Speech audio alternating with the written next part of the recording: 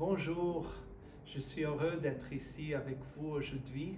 C'est le 17e jour de notre jeûne et on est presque au fin, mais je ne veux pas que vous pensiez qu'on va arriver bientôt au fin, mais qu'on puisse voir comme une journée de plus, de pouvoir donner à Dieu l'opportunité de toucher notre cœur.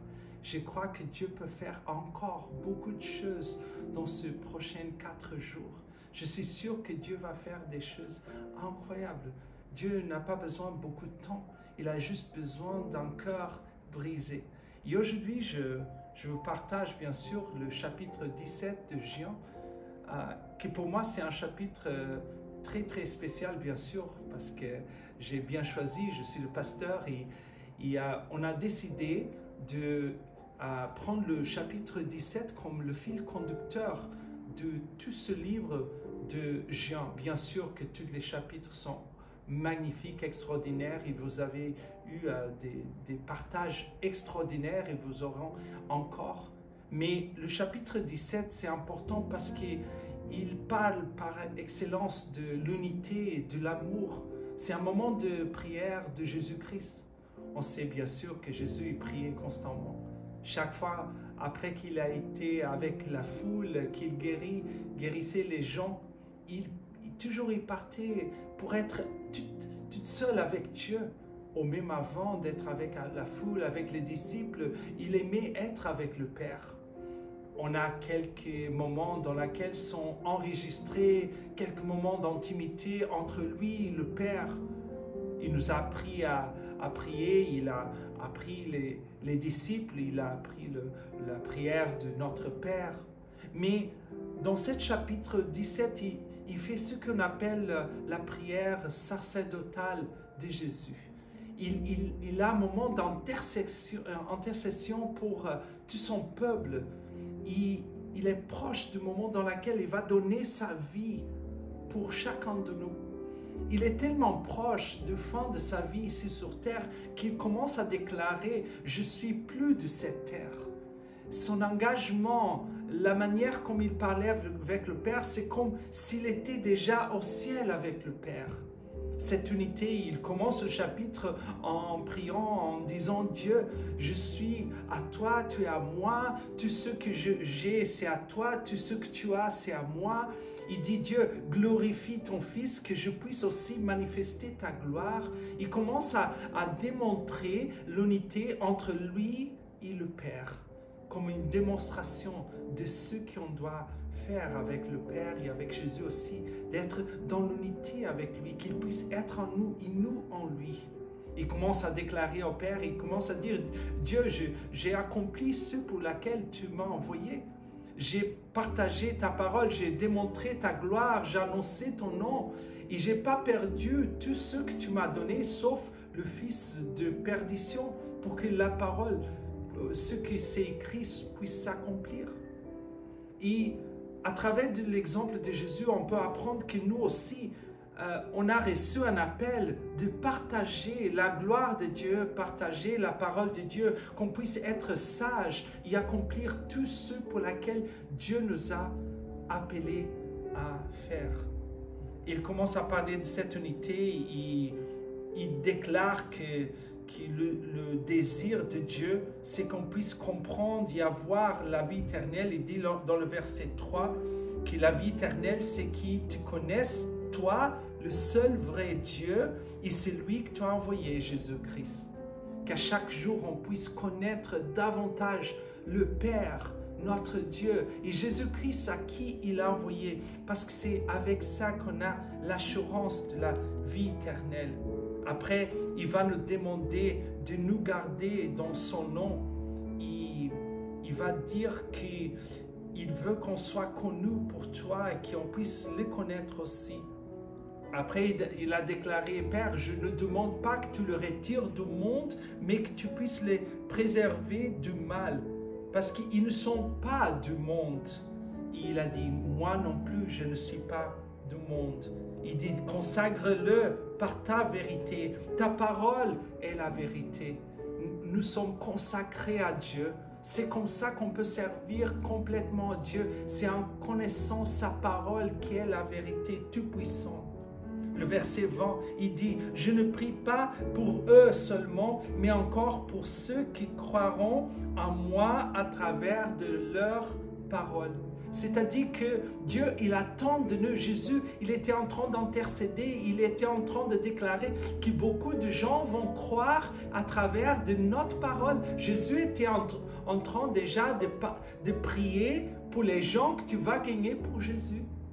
Il priait pour eux dans ce chapitre 17. C'est très important de partager la parole de Dieu, d'être en unité avec le Père, en unité avec Jésus-Christ, en unité avec les uns les autres en tant qu'Église, pour accomplir le commandement de faire des disciples, y annoncer la parole de Dieu. Le verset 21 dit, afin que tous soient un, comme toi, Père, tu es en moi, et comme je suis en toi, afin que aussi soit en nous, pour que le monde croie que tu m'as envoyé. C'est dans l'unité que le monde va connaître qui est Dieu. C'est à travers de notre unité qu'on peut accomplir notre appel. Vous savez, l'unité est très importante, pas juste pour les bonnes choses, mais même pour les mauvaises. Avec l'unité, on peut faire des choses qui vont au-delà de notre capacité personnelle. Si on voit dans l'Ancien Testament, la tour de Babel, les peuples, d'une manière méchante, ont décidé de construire une tour et la faire monter jusqu'au ciel. Ils voulaient être leur propre Dieu. Et la manière que Dieu a empêché ça, c'était en confondant leur manière de parler. Ils ont pas pu parler les uns avec les autres. Ils ont plus compris leur langage.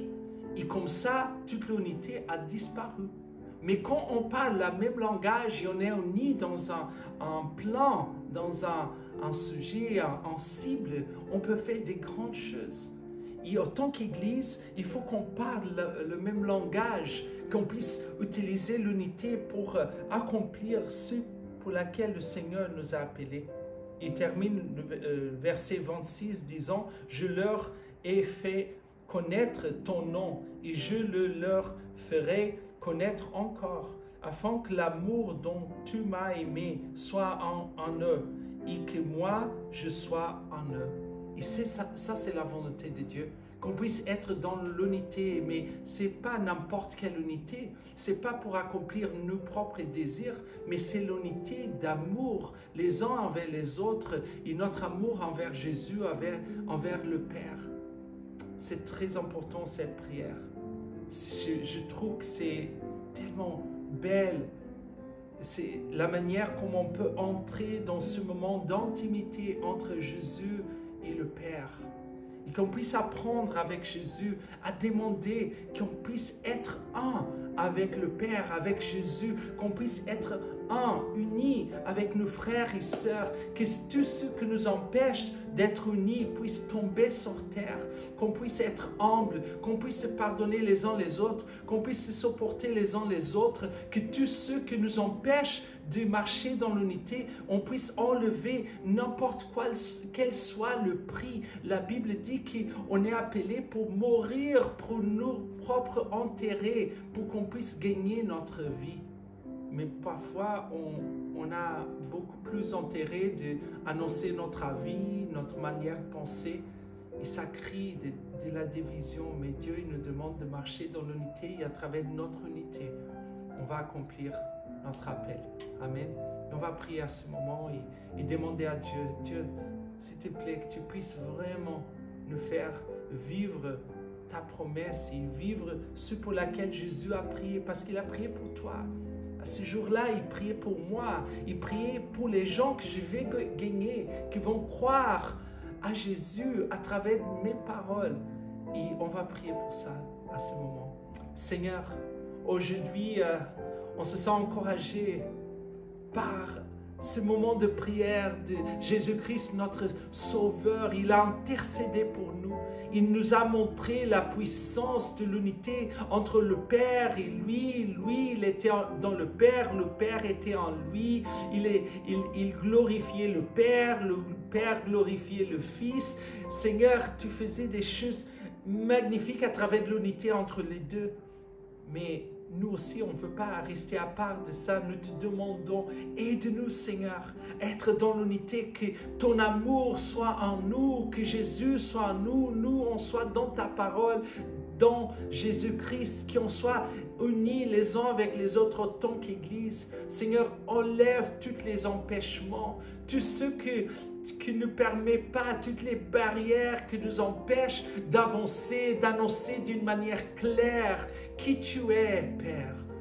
Que tu puisses nous permettre d'annoncer, de montrer ta gloire aux hommes et qu'à travers de notre témoignage en tant qu'Église, beaucoup de gens viennent à la connaissance. Et merci parce que tu as déjà prié pour tous ceux qui vont croire à ton nom à travers de notre parole, à travers de notre évangélisation, à travers de notre service, à travers de tout ce qu'on va faire pour toi. Seigneur, sois glorifié aujourd'hui davantage et pendant toute la journée, que notre cœur soit tourné envers ce cible-là, Seigneur. S'il a une barrière, aide-nous à aller vers notre frère et sœur et demander pardon. Seigneur, qu'on puisse faire ta volonté dans le nom de Jésus-Christ. Ça, c'est notre désir, ça, c'est notre prière dans le nom puissant de Jésus-Christ. Amen et Amen. Nous puissions rester dans l'unité, en amour, dans le nom de Jésus. Bonne journée, Dieu vous bénisse, que chaque moment que vous allez manger la parole de Dieu, Amen, et soyez bénis, soyez nourris, soyez vraiment enrichissés à travers la parole de Dieu. Dieu vous bénisse.